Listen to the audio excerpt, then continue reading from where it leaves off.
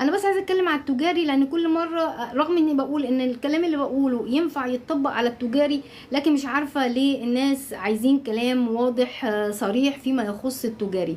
التجاري عنده امتداد للجيل الأول، وعنده امتداد للحفيد إذا كان الحفيد يمتهن نفس مهنة الجد، وممكن ترجعوا لأحكام النقد، محكمة النقد السابقة.